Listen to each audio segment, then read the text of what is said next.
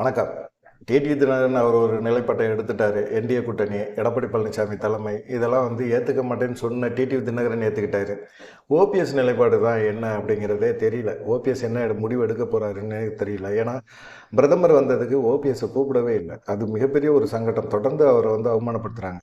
NDA கூட்டணியை விட்டு TTV Dinakaran விலகிறதுக்கே மிக முக்கியமான ஒரு காரணம் என்னன்னா, ஓபிஎஸ்ஸை மாநில தலைவர் நயினா நாகேந்திரன் அவமானப்படுத்தினாரு. இதே தான் எனக்கும் நடக்கும் அப்படிங்கிற மாதிரிலாம் பேசினவர் இன்னைக்கு ஓபிஎஸ்ஸை கழட்டி விட்டுட்டு அவர் பாட்டுக்கு போறாரு. ஓபிஎஸ் முடிவு எடுக்க தயக்கம் கட்டுறாரா அப்படிங்கிற மாதிரி எண்ணம்லாம் இருக்கு. என்டிஏ கூட்டணிகளை சேர்றதுக்கு சும்மா அரசியலை விட்டு பொது வாழ்க்கையை விட்டு நம்ம விலகிடலாமா அப்படிங்கிற நினைக்கிறாரு. அது விலகி தான் ஆகணும், வேறு வழி கிடையாது. கூட்டணிக்குள்ளே இருக்கிறவங்க எல்லாருமே பார்த்தீங்கன்னா அவர் கூட இருந்தவங்க எல்லாருமே விலகிட்டாங்க. வைத்திலிங்கம் மிக நெருக்கமான ஒரு ஓபிஎஸ் என்ன முடிவு எடுக்க போகிறாரு அப்படிங்கிற முடிவை கூட அவர் எடுத்து சொல்வார். ஆனால் கடைசி நேரத்தில் நாங்கள் தனி கட்சி ஆரம்பிக்க போகிறோம் அப்படின்னு சொன்னபோது கூட பார்த்தீங்கன்னா வெளியே ஓபிஎஸ் நாங்கள் தனி கட்சியெல்லாம் ஆரம்பிக்க மாட்டோங்க அப்படிங்கிற மாதிரி சொன்னார். அதுவே வைத்திலிங்கத்துக்கு மிகப்பெரிய ஒரு சங்கடம். ஏன்னா சூழ்நிலை எப்படி இருக்குது, தனி கட்சி ஆரம்பிச்சிடலாம், அதிமுக மல்லு கட்டிகிட்டு இருக்க வேணாம், நம்ம பாட்டு தனி கட்சி ஆரம்பித்து நம்ம யாரோடையாவது கூட்டணி வச்சு நம்ம ஒரு பெரிய இயக்கமாக மாறிடலாம், ஒன்றும் பிரச்சனை கிடையாது அப்படிங்கிற மாதிரி வைத்திலிங்கம் சொன்னார். ஆனால் ஓபிஎஸ்க்கு ஒரு தயக்கம் இருந்துகிட்டு இருக்கு. யாருக்கு செலவு பண்ணுறது, தனி கட்சி ஆரம்பித்தா எவ்வளோ செலவாகும், அதுவும் பாஜக வைத்தெல்லாம் பண்ணவே முடியாதியா, அவ்வளோ செலவெல்லாம் பண்ணி நம்மலாம் அரசியலில் ஜெயிக்கணும் அப்படிங்கிறதெல்லாம் சாத்தியப்படாது, அப்படிலாம் ஜெயிக்க மாட்டோம் நம்ம அப்படிங்கிற மாதிரி ஒரு தாழ்வு மனப்பான்மையோடு பேச ஆரம்பித்தார். என்னால் பொறுத்து பார்த்தாரு. தேர்தல் வேறு என்ன இருக்குது, நம்ம எல்லாம் எதுக்காக ஓபிஎஸ் பின்னாடி அலையணும், டக்குன்னு தாவிடா, ஜம்ப் பண்ணுடா, கைப்புள்ள அப்படின்னு சொல்லி வைத்திலிங்கம் டமான்னு ஒரே திமுக சைடு தாவிட்டார். இப்படி நிறைய பேர் ஓபிஎஸ் கூட இருந்தவங்க எல்லாருமே திமுக சைடே போயிட்டாங்க. இது ஓபிஎஸ் சொல்லி தான் போகிறாங்க அப்படிங்கிற மாதிரி இருக்குது. வேற எப்படி போவாங்க? ஓபிஎஸ் சொல்லாமல் போவாங்களா? எடப்பாடி பழனிசாமிகிட்ட சேர்றதை விட நீங்கள் திமுக சைடு போங்க, டிடிவி தினகரன் தான் நம்மளை ஏமாற்றிட்டாரு, அவர் பாட்டுக்கு போய் சேர்ந்துக்கிட்டோம், நமக்கு ஒன்றும் பிரச்சனை கிடையாது அப்படிங்கிற மாதிரி எண்ணத்தில் ஓபிஎஸ் இருக்கார். இப்போ என்னன்னு கேட்டிங்கன்னா, ஓபிஎஸ் இந்த நிலைமைக்கு ஆனதுக்கு மிக முக்கியமான காரணம் என்னென்னா, தர்மர் எம்பி, ராஜ்யசபா எம்பி சீட்டை கொடுங்க, அப்படி எனக்கு ஒன்று உங்களுக்கு ஒன்று அப்படின்னு சொல்லி பிரித்தார். இந்த பிரிக்கிறதுல தான் பஞ்சாயத்து ஆகிப்போச்சு எடப்பாடி பழனிசாமிக்கும் ஓபிஎஸ்க்கும். ஒன்றை வாங்கி தர்மருக்கு எம்பி பதவியை கொடுத்தாரு. அதனால தான் ஜெயக்குமார் கோச்சிக்கிட்டாரு, ஓபிஎஸ்ஸை கட்சியை விட்டு நிப்பாட்டுறதுக்கு பொதுக்குழுவெல்லாம் கூட்டி பெரிய லெவலில் பண்ணி ஓபிஎஸ்ஸை கட்சியை விட்டே நிப்பாட்டிட்டாங்க. அந்த அளவுக்கு தர்மர் எம்பிக்காக ஓபிஎஸ் நின்றார், அவருக்காக சீட் வாங்கி கொடுத்தாரு. இப்போ அவருடைய பதவி காலம் 2028 வரைக்கும் இருக்குது. ஆனால் ஓபிஎஸ் ஆதரிக்க முடியாது, என்ன பண்ணுறதுன்னே தெரியல. அதனால் பார்த்தீங்கன்னா இப்போ சிவகங்கை ராமநாதபுரம் மாவட்டத்தில் இருந்த ஒரு சில ஆதரவாளர்களுடன் என்ன செய்ய போகிறார், எடப்பாடி பழனிசாமியை போய் இன்னைக்கு சாயந்தரம் சந்தித்து அவர் அதிமுகவில் திரும்பவும் பயணம் பண்ணுற போகிறாரு அப்படிங்கிற மாதிரி ஒரு தகவல் இருக்குது. வேறு வழி கிடையாது. இல்லை, 2028 வரைக்கும் இருக்குது. இல்லை எம்பி பதவி இல்லை அப்படின்னா கூட அவர் பதவியை ராஜினாமா பண்ணிட்டு கூட திமுகவில் போய் சேர்ந்துடலாம். ஆனால் பதவி இருக்குதே, என்ன பண்ண முடியும்? ஓபிஎஸ்ஸை என்ன பண்ணுறது, ஓபிஎஸ் பின்னாடி சுற்றுறது இனிமேல் வேஸ்ட்டு அப்படிங்கிற மாதிரி யோசிக்க ஆரம்பிச்சிட்டாங்க. யோசிக்க தானே செய்வாங்க. அரசியலில் அவர் எது வேணாலும் செஞ்சுக்கலாம், பாஜக அவருக்கு எது வேணாலும் சப்போர்ட் பண்ணலாம். ஆனால் திடீர்னு நமக்கு என்ன பண்ணுவாங்க அப்படிங்கிற ஒரு கேள்வி இருக்குல்ல.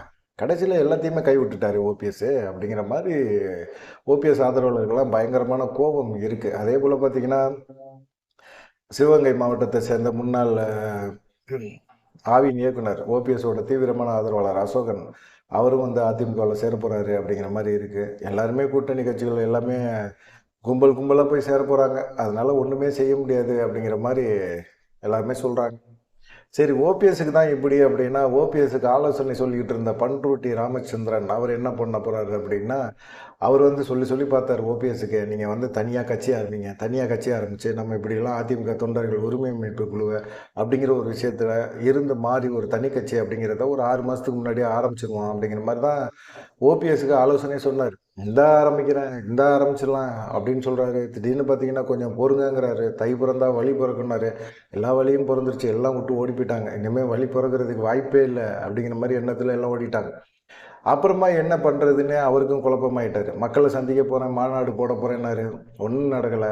பாஜகவை நம்பிக்கிட்டே இருந்தார். அமித்ஷாவும் அவர் கூப்பிட்டு பேச்சுவார்த்தை நடத்துகிறாரு. இவர் ஏதாவது ஒரு முக்கியமான முடிவு எடுப்பார் அப்படிங்கிற மாதிரி எண்ணத்தில் அமித்ஷாவும் இருந்தார். ஓபிஎஸ் அந்த முடிவை எடுக்க மாட்டேங்கிறாரு. பாஜக என்ன சொல்லுதோ அதை கேட்க தயாராக இருக்கிறாரு. பாஜகவுக்கு இவர் சில டிமாண்டை வைக்கிறாரு. என்னை அதிமுகவில் சேருங்க, என்னுடைய ஆதரவாளர்களையும் அதிமுகவில் சேருங்க, எங்களுக்கு முக்கியமான பதவி கொடுங்க, எடப்பாடி பழனிசாமிக்கு இணையான பதவி கொடுங்க அப்படிங்கிற மாதிரி சொல்கிறார். உங்களை நம்பி தானே நான் தர்ம யுத்தம் நடத்தினேன், இப்போ உங்களை நம்பி தானே வெளியே வந்தேன், நீங்கள் தானே எனக்கு எல்லாமே கை கொடுக்கணும் அப்படிங்கிற மாதிரியெல்லாம் பேச ஆரம்பிக்கிறாரு. இதை எப்படி ஏற்றுக்க முடியும்? கட்சியை கைப்பற்றுறதுக்கான முயற்சி இவங்களும் எடுக்கலை, சசிகலாவும் எடுக்கலை. சசிகலா முயற்சி பண்ணுறேன் அப்படின்னு சொல்கிறாங்க, பணத்தை செலவழிக்க மாட்டேங்கிறாங்க. எப்படி கூவத்தூரில் நடந்துச்சோ அதே போல் ஒரு விஷயங்களை பண்ணியிருந்தாங்க அப்படின்னா கண்டிப்பாக எடப்பாடி பழனிசாமி கையிலேருந்து அதிமுக வெளியே வந்திருக்கும், ஒருங்கிணைந்த அதிமுக உருவாகியிருக்கும். பாஜக பேச்சை கேட்டு செங்கோட்டையன் தனியாக ஒரு தாவேகா சைடு போயிட்டார். இப்படி நிறைய விஷயங்கள் நடந்து போச்சு. ஓபிஎஸும் ஒன்றும் முடிவெடுக்கலை. அப்படிங்கும்போது என்ன பண்ணுறது அப்படின்னு சொல்லிட்டு பண்ருட்டி ராமச்சந்திரன் இப்போ வந்து அவர் வந்து ஏதாவது முடிவு எடுக்கணும், ஓபிஎஸை நம்பி இனிமேல் பிரயோஜனம் கிடையாது அப்படின்னு சொல்லி அவர் நினைக்கிறாரு. சரி, என்ன முடிவு எடுப்பார் அப்படின்னு பார்த்தீங்கன்னா புதிய கட்சி ஒன்று ஆரம்பிக்கிறது தான். இது வந்து பண்ருட்டி ராமச்சந்திரன் சொல்லி ஆரம்பிக்க போகிறாரா அப்படிங்கிற ஒரு கேள்வி இருக்குது. பண்ருட்டி ராமச்சந்திரன்ட்ட ஓபிஎஸ் சொல்லி கட்சி ஆரம்பிக்கிறதுக்கான வாய்ப்புகள் இருக்குது. ஏன்னு கேட்டிங்கன்னா ஓபிஎஸ் வந்து அதிமுக கிளைம் பண்ணலாம். ஆனால் வந்து பண்ருட்டி ராமச்சந்திரன் கட்சி ஆரம்பித்தார்னா அந்த கட்சியில் போய் இவர் இணைஞ்சிக்கிறதுக்கோ இல்லை தேர்தலை சந்திக்கிறதுக்கான வாய்ப்புகள் இருக்குது. பாஜகவை கடைசி வரைக்கும் நம்ப முடியாது. ஏதாவது ஒன்று பண்ணி கடைசி நேரத்தில் கூட கவர்னர் தரேன், அதை தரேன், இதை தரேன்னு சொல்லி ஓபிஎஸை நம்ப வச்சு ஏமாத்துறதுக்கான வாய்ப்புகள் அதிகமாக இருக்குது. அதனால் வந்து பண்ருட்டி ராமச்சந்திரன் மூலமாக வந்து எம்ஜிஆர் அதிமுக அப்படின்னு சொல்லி ஒரு கட்சியை வந்து புதிய கட்சியை பண்ருட்டி ராமச்சந்திரன் ஆரம்பிக்கிறார்.